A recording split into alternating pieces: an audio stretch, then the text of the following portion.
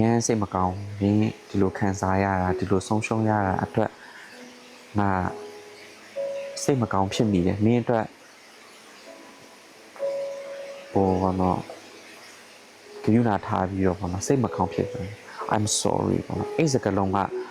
အရန်ထိရောက်တယ်ဟိုသူတို့ရဲ့နာကျင်မှုတွေကိုငါကအတိမတ်ပြုပါတယ်ကျွန်တော်ကအတိမတ်ပြုပါတယ်ကျွန်မကအတိမတ်ပြုပါတယ်ဆိုတဲ့ဟာမျိုး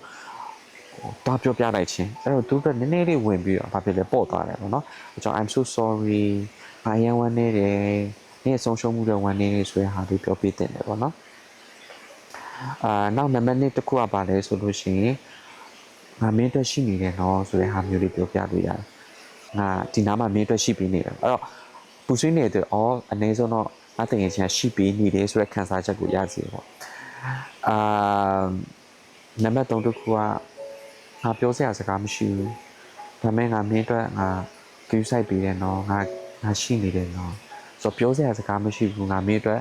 ခဲလုပ်ပြီးတယ်မင်းအတွက်ဂရုစိုက်ပြီးနေတယ်ဆိုတဲ့ဟာပုံစံမျိုးတွေပြောလို့ရတယ်အဲ့လိုပြောလိုက်ခြင်းအပြင်ဟိုစပါတော့ကိုယ်ဘာမှပြောစရာစကားမရှိဘူးဒါပေမဲ့ငါမင်းကိုခဲလုပ်ပြီးနေတယ်ဆိုတဲ့အရာဟိုအတင်းရင်စဉ်းစားပြီးတော့ဒါပြောတင်တာအဲ့လိုစဉ်းစားစရာမလိုဘူးပါစကားလုံးလည်းမပြောတတ်ဘူးတွေးလည်းမတွေးတတ်ဘူးပေါ့နော်ဒါပေမဲ့ငါမင်း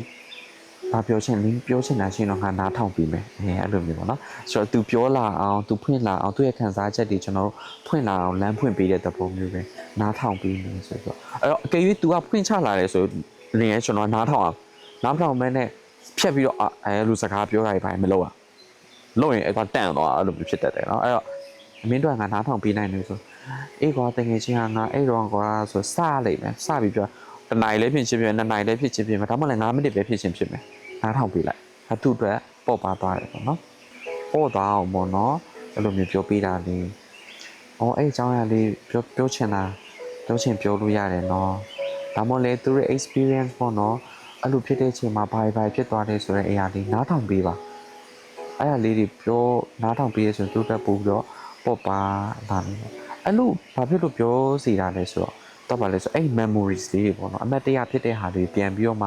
အရှင်တန်နေတယ်ဆိုတဲ့အရာလေးကျွန်တော်ကပြန်ပြီးတော့ပြောပြပေးတဲ့ပုံစံမျိုးပေါ့နော်ဆိုတော့ငိုတဲ့ဟာကိုသွားတိုင်းတော့ဒါအကြီးမားတဲ့အမားတစ်ခုဆိုတော့ငိုတယ်ဆိုတဲ့ဟာက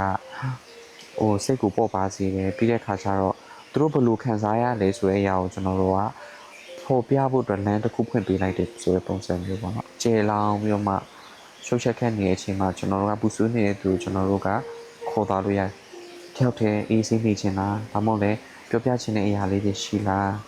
အဆင်ပြေလားနည်းနည်းလေးစိတ်ငြိမ်တဲ့နေရာကိုသွားမလားအဲ့ဒီလိုမျိုးလေးတွေကျွန်တော်တို့ပြောပြချင်အဖြစ်နဲ့ဒီလူကိုသူ့ရဲ့ emotion သူ့ရဲ့ခံစားချက်သူ့ရဲ့ဖြစ်နေတဲ့ဝမ်းနည်းခြင်းကိုကျွန်တော်တို့ကလေးစားမှုပြုရရတယ်ပေါ့အဲ့လိုမှမဟုတ်ဘဲနဲ့မပြီးနိုင်တော့ဘူးကွာဘာညာတော့ပြောလို့မရဘူးလုံးဝမနော်မပြောသင့်ပါနော်